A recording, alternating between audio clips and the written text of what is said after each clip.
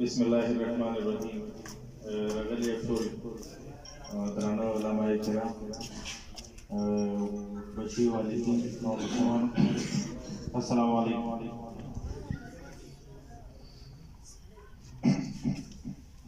اول که سیف الله مولوي صاحب ډېر شکریه ده کوم. زموږ په زړونو کې یو خواهش یو ارمان چې علاقې کې هم یو داسې اداره پکار دی چې هغه زموږ د دنیا سره سره د آخرت هم د جوړونې یو څه سوچ لري. خو که سوچ وکړي موږ کلي کې ډېر زیات کورونه وي، په بعضې کورونو کې پاک ډېر داسې کورونه وي چې هغه دوکان لري، ګوړې لري او تجارت لپاره خلک لري. خو کله هم وایي ما داسې واقعه چې کله راشي کلي کې د مړي واقعه راشي، نکاح واقعه راشي، یو خلک غواړي چې مو خدای ته نصیب شو، انشاءالله څه غلطي وشي د خپلې رهنمایي لپاره یا د کلي خلک نه د دوکان والا ته اوسي، نه یې ګوړي والا ته اوسي او نه بزنسمین ته اوسي چې هغه تجارت کوي په ښه مقدار سره. بیا دغه خلک هم د خپلې رهنمایي لپاره اخ کور ته ځي چې کوم کور کې عالم، اخ کور ته ورځي چې کوم کور کې د خدای او د خدای د رسول صلی الله علیه وسلم په خبرو په حدیثونو پیدونکی وي.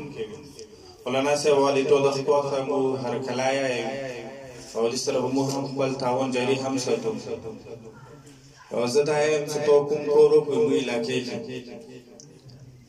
تو یو سکول په نامې کې یوه مدرسه راوړله او هغه مدرسه چې هغې کې که یو پلار غواړي چې زه خپل بچي ته دنیوي تعلیم ورکړم نه هم ورکولی شي، او که وغواړي چې زه دیني تعلیم ورکړم نو دیني تعلیم هم ورکولی شي. نه ما هم دومره مبارکه دی چې زه یم چې چوک به شاک هم ولګي چې د سکول کې چې څوک شاک وکړي چې زما بچه به د دنیوي تعلیم نه پاتې شي یا د دیني تعلیم نه پاتې شي، دې کې څوک شاک هم نشي کولی. خو ضروري دا دی ایمو بچي کله هم زموږ د دین تعلیم نه هټ کې ساتي، د وړیا ساتل د هغه بیا د مور پلار په ښې نه رسي. که ډاکټر شي هم او که انجینر شي هم ډېر اکثر داسې کام کیسونه وي چې هغه بیا د علاقې او د مور پلار په ښې راشي. ښه زه یم که یو بچی داسې د تعلیمي ادارې نه فارغ شي، که هغه انجینر وي هم او که هغه ډاکټر وي هم، نو هغه به باکرداره وي، هغه به دینداره وي. او کوم سړی چې دین لري او باکرداره وي هغه معاشرې لپاره د یو سکون والا سړی وي، هغه معاشرې ته یو د خیر ښېګڼې ورکونې والا سړی وي. خو واجب وي چې دغه سړی به هم د خدای نه هم ډارېږي او د خدای د عذاب نه به هم ډارېږي.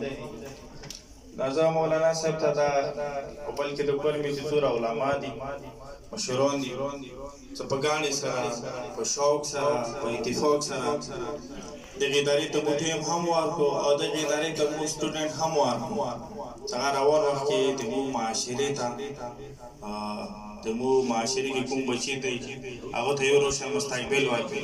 زه امید لرم چې مولانا صاحب اول پرې به مشکله وي، امید دی چې زه نن نه کوم تعداد کس وم میتور شروع ډېر ښه دی. انشاءالله دا سکول به تر هغه وخته پورې وي چې څو پرې موږ دلته ژوند لرو او موږ دلته خلک لرو. ډېره مننه، بریالي اوسئ.